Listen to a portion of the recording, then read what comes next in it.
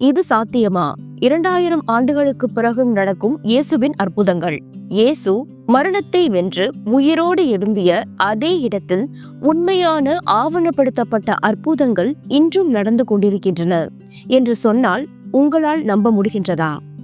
கிழக்கு ஜெருசலேமின் மையத்தில் இயேசு கிறிஸ்து அடக்கம் செய்யப்பட்ட கல்லறை தோட்டம் உள்ளது.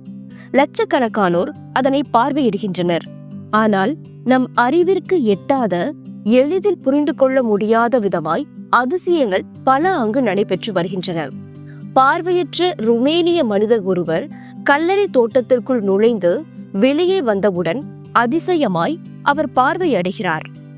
ஈக்வடாரை சேர்ந்த முடக்குவாதத்தால் பாதிக்கப்பட்ட சிறுவன் ஒருவன் கல்லறைக்குள் வந்ததும் தன்னிச்சையாக எழுந்து நிற்கிறான். 35 வருடமாக ஒற்றை தலைவலியால் துன்பப்பட்ட ஒரு போதகர் ஒலிவ மரத்தின் கீழ் நின்று ஜெபம் செய்த பிறகு நிரந்தரமாக அவர் குணமடைகிறார். அறிஞர்கள் சிலர் இப்புனித தலத்தை பற்றி இன்றளவும் பல கோணங்களில் பரிசித்து விவாதிக்கிறார்கள்.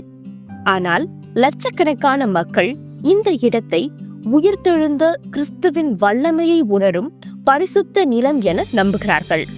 மேலும் இயேசு கிறிஸ்துவின் வல்லமையான உயிர்த்தெழுதல் உலகெங்கும் எதிரொலிக்கும் விதமாக பல ஆவிக்குரிய தரிசனங்கள், குணப்படுத்துதல் மற்றும் மனம் திரும்புதல் போன்ற அதிசயமான நிகழ்வுகளை நேரில் கண்ட சாட்சிகள் விவரிக்கின்றனர். அது மட்டுமல்ல, அகழ்வாராய்ச்சியாளர்கள் இந்த நிலத்தை தோண்டும் போது இருப்பு காலத்தில் நிகழ்ந்த வாழ்க்கை, வழிபாடு மற்றும் பாரம்பரியத்தின் அடுக்கான தொகுப்புகளை கண்டுபிடித்துள்ளனர்.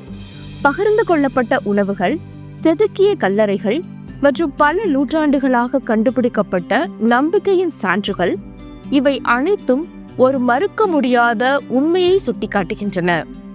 இங்கு மனித சக்திக்கு அப்பாற்பட்ட தெய்வீகமான ஏதோ ஒன்று நடந்துள்ளது. ஒவ்வொரு கல்லும், நிகழ்வும், அடையாளமும் இயேசு கிறிஸ்து வாழ்ந்து, இறந்து, மீண்டும் உயிர்த்ததை தெளிவாக சுட்டிக்காட்டும் போது உங்களுடைய நம்பிக்கை என்னவாய் இருக்கிறது? இயேசு கிறிஸ்துவின் உயிர்த்தெழுந்த வல்லமைக்காகவும், குணமாக்கும் அவரது இரக்கத்திற்காகவும், நிலைத்திருக்கும் அவரது சத்தியத்திற்காகவும், இன்றும் இருதயங்களை அசைக்கும் அவரது பிரசன்னத்திற்காகவும் நாம் நன்றி செலுத்துவோம். இந்த இருள் நிறைந்த உலகில் ஜெபம் ஒன்றே ரே ஆஃப் ஹோப் என்று நாங்கள் நம்புகிறோம். ஆமென்.